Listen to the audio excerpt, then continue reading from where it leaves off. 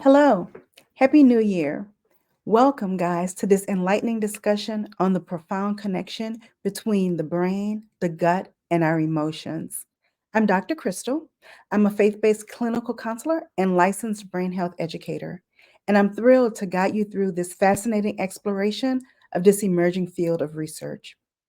Through a series of mini discussions each month throughout the year of 2024, we'll delve into the intricate web of connections that link our thoughts, our digestive system, and our emotional well being.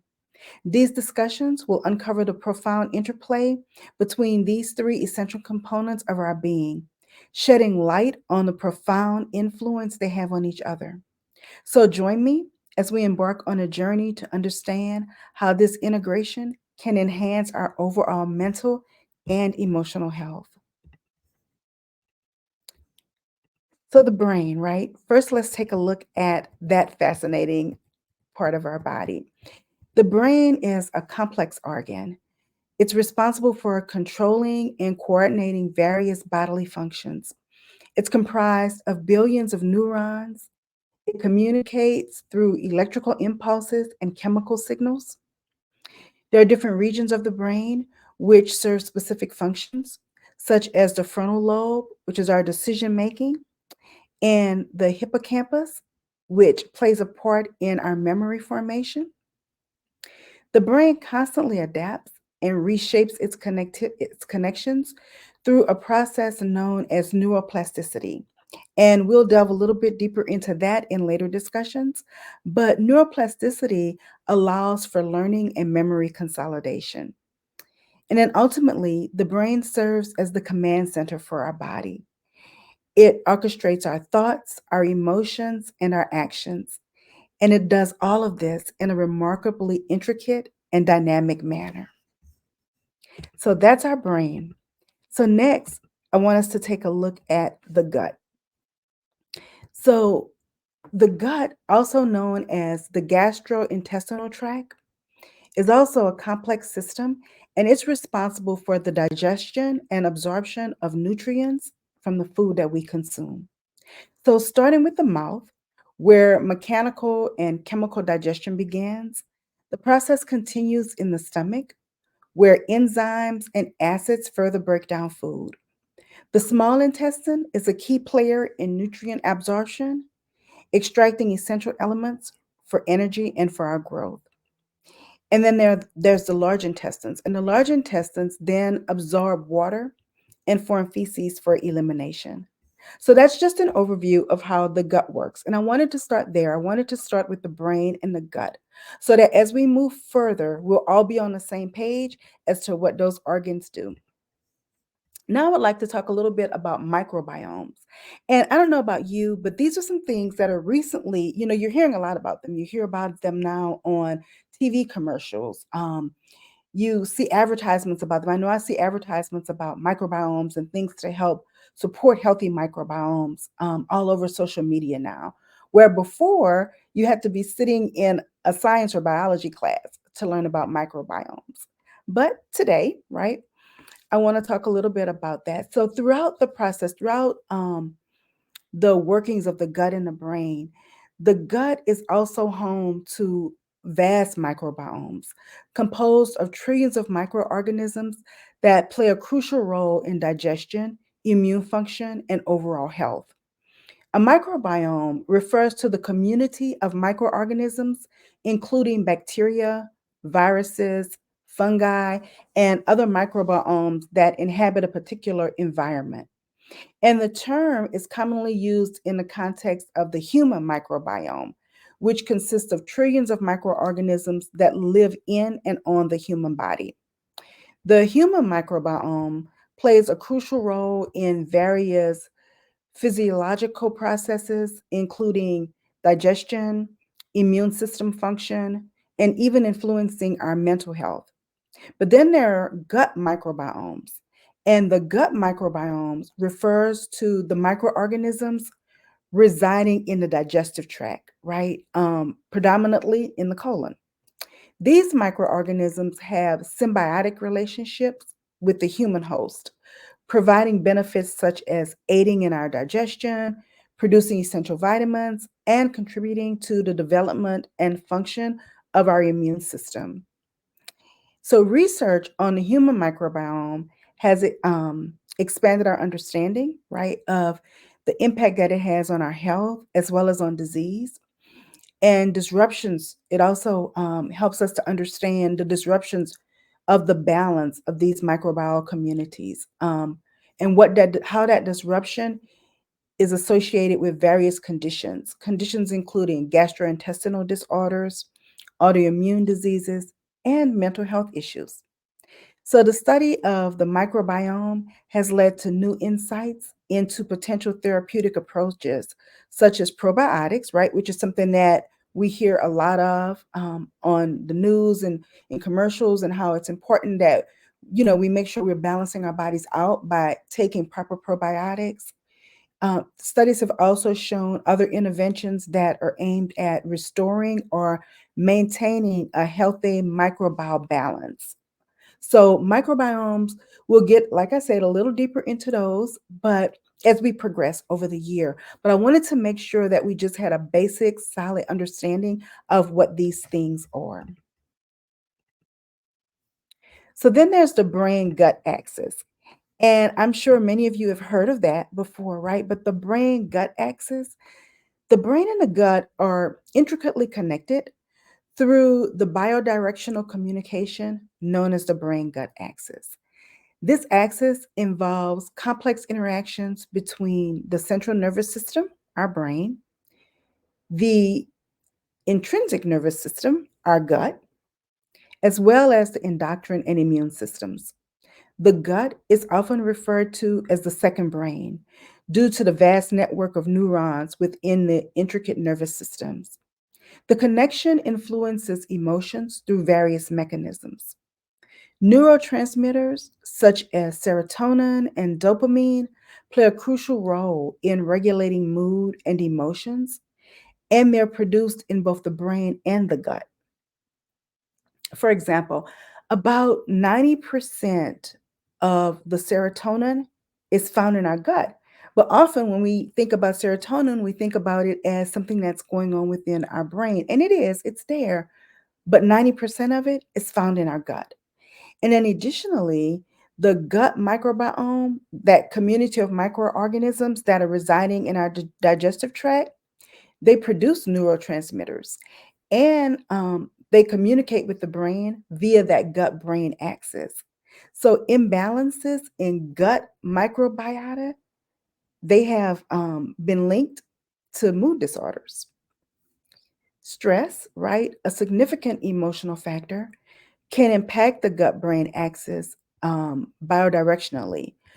Chronic stress may lead to alterations in our gut function and in microbial composition, which influences our emotional well being. So, conversely, emotional states can affect gut motility, secretion, and permeability. So, we see, guys, that our brain and our gut, they go hand in hand.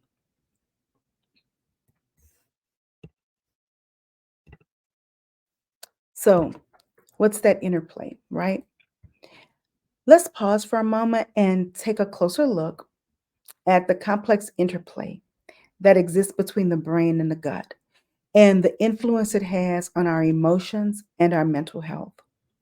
Neurotransmitters, right? There's neurotransmitter productions, and that both the brain and the gut produce neurotransmitters. As I mentioned, neurotransmitters such as serotonin, dopamine, and GABA, right? Which play crucial roles in regulating our mood. The gut, particularly the intricate nervous system, produces a significant amount of serotonin, often referred to as the feel good neurotransmitter. So that's the neurotransmitter productions. But then there's the gut microbiome influence. The gut is home to a diverse community of microorganisms known as the microbiome. This microbiome communicates biodirectionally with the brain, impacting the production and function of neurotransmitters. Disturbances in the gut microbiome have been linked to conditions like anxiety and depression. So that's the influence that the gut microbiome has. But then there's immune system modulation. So the gut has a substantial influence on the immune system, and the immune system activation can affect the brain. Chronic inflammation, which is often associated with the gut and the imbalance in the microbiomes in the gut, that chronic inflammation has been linked in various mental health disorders. So, again, we see how the gut and the brain impact our emotional health. And then there's hormonal release. Stress, as we know, activates the HPA, which is the hypothalamic pituitary adrenal, HPA axis. And it leads to the release of stress hormones. And this response can impact gut function, altering digestion and nutrient absorption. So, disruptions in the gut function can signal stress responses in the brain. So, if you notice when you're anxious or when you're stressed out about something, you may feel like, wow, my stomach's hurting. There's something going on in that gut area. That's because that stress hormone is being released in the gut because of how you're feeling emotionally. So then there's the vagus nerve and how it communicates. The vagus nerve serves as a major conduit for communication between the brain and the gut. And, the vagus nerve, I won't go into it so deeply here, but the vagus nerve is a nerve that kind of almost runs a great span of our body. And it plays a role in a lot of our bodily functions. But just to know, though, that vagus nerve serves as a major conduit for communication between the brain and the gut. And it transmits signals in both directions, influencing our mood, our stress responses, and even our cognitive functions. So, stimulation of the vagus nerve has shown promise, though, right? When there's this vagus nerve type treatment that's out now, and when you stimulate the vagus nerve, it's shown promising results in treating conditions such as depression. And then there's the impact, right? The impact of emotional states on gut function. Emotional states, as I mentioned, such as stress and anxiety, can influence gut motility, secretion, and permeability. And this can contribute to conditions like irritable bowel syndrome, IBS, highlighting the biodirectional nature of the gut brain axis. So, understanding and maintaining the balance within the gut brain axis is crucial for our overall mental health. Disruptions in this delicate equilibrium, um, it's been associated with conditions ranging from gastrointestinal disorders to mood and anxiety disorders. So there are some integrative approaches, right, that consider both brain and gut health. And some of those approaches, very simple: lifestyle modifications, dietary changes, stress management. All of those are increasingly recognized in promoting optimal mental well being.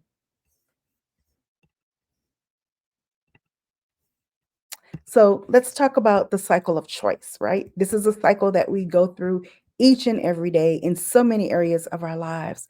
But right now, I just want to talk about the cycle of choice when it comes to our dietary selections, right? With the focus being on poor dietary choices. So, first, there's the initiation, right? That's our poor choice. We consistently consume a diet, or I won't say we, right? Because maybe you're eating healthy, maybe you're here for information, right? So I'll just say a person, right, consistently consumes a diet in high processed foods, right? Refined sugars and saturated fats. These lack essential nutrients.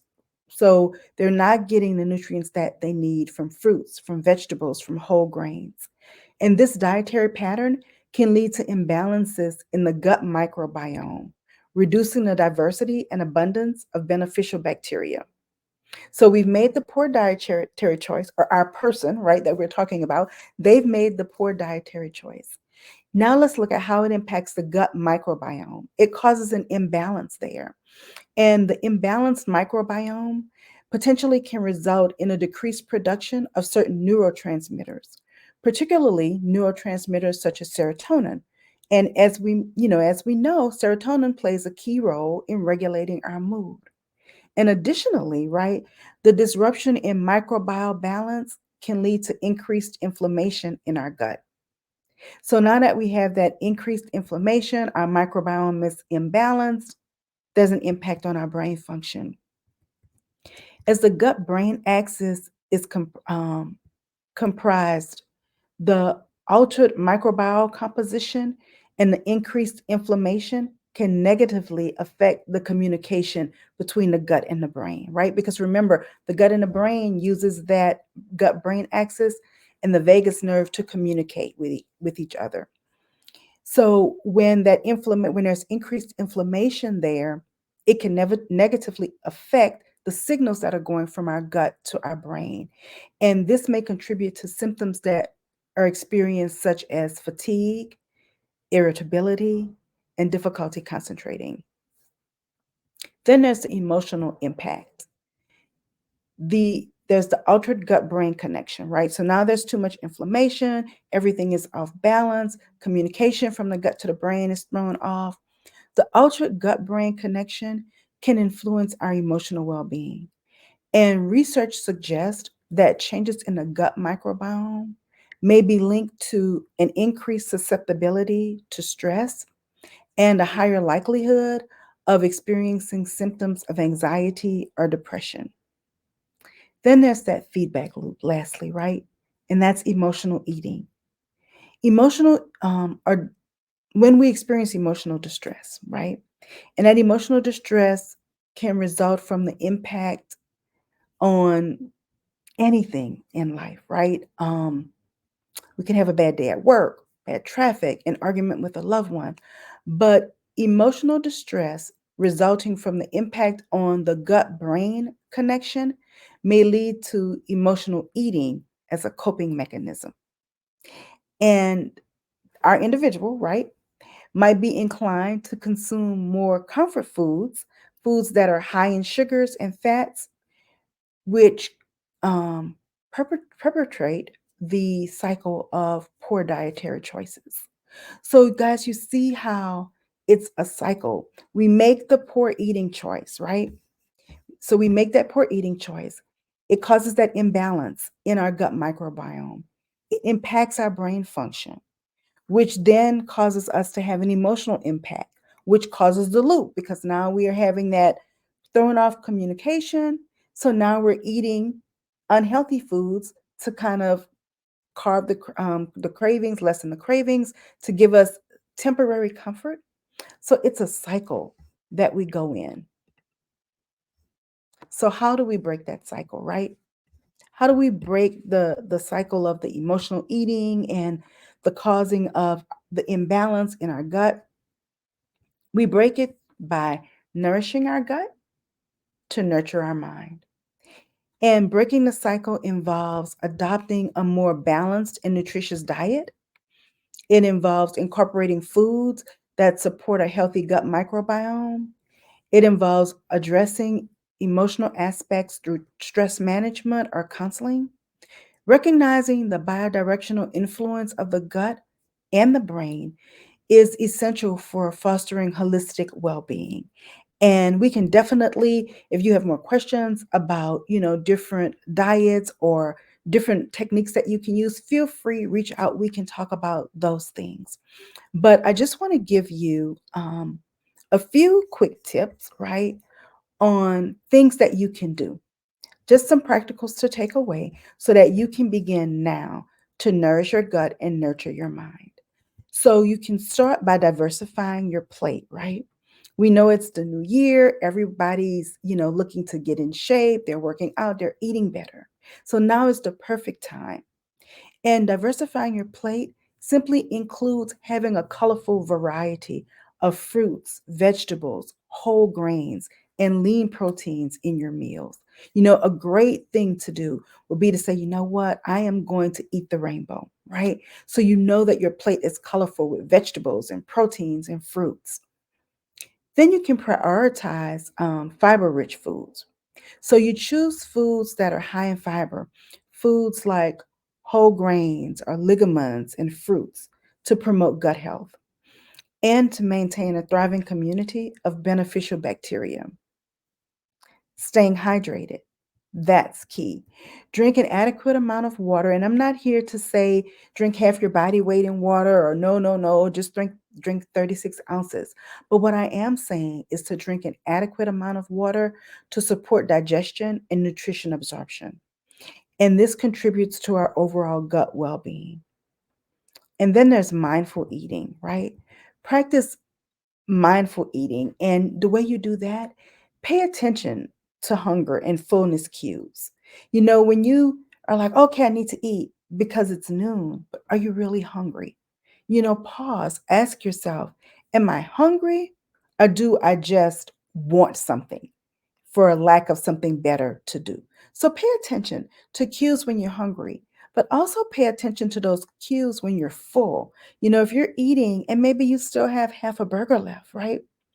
You don't have to eat it. I know we all wanted to be a part of that clean plate club when we were kids, but you don't have to eat it. If you feel full, put it on the side. A great practice, one that I used to do, can't say that I do it now, and I should get back to it. But one thing that I used to do was when I would go to a restaurant, I would immediately ask for a to go box, and I would place half my food in that box to ensure that I only ate until I was full. But there's also savoring each bite, right? Don't rush through your meals. Take the time, enjoy, savor the herbs and the spices that are in those meals, and avoid distractions during meals, right? Promote a healthy relationship with your food. So don't just sit in front of the TV and eat, or talk on the phone and eat, or a habit I'm bad at, work and eat at the same time. You wouldn't have a relationship with your spouse or your children in that way. So practice having that same type of relationship with your food. Devote your attention to your eating. Savor what you're eating. Chew. Take small bites. And in that way, you can pay attention to your hunger and your fullness cues. And then also, of course, incorporate probiotics.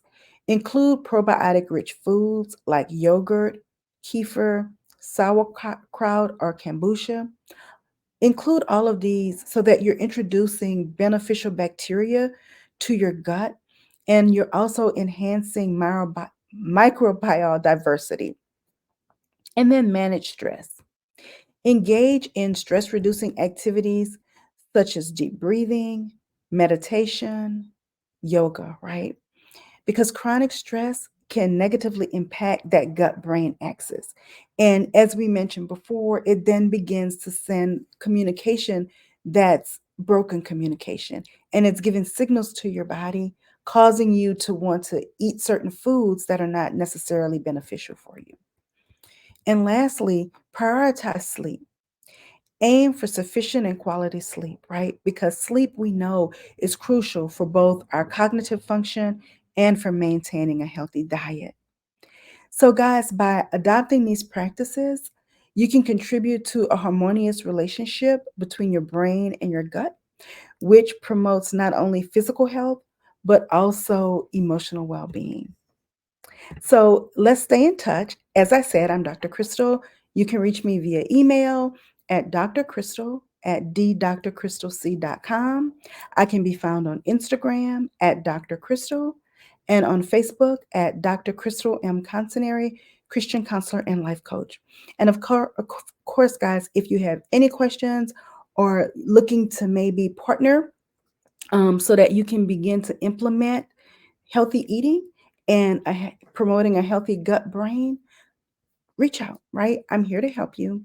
Again, I can be reached at Dr. Crystal at ddrcrystalc.com, on Instagram at Dr. Crystal, and on Facebook at Dr. Crystal M. Consinary, Christian counselor and life coach. So have an amazing start to your 2024, and be sure to tune in first Wednesday of February, where we will continue our discussion on the brain, gut, and emotion connection.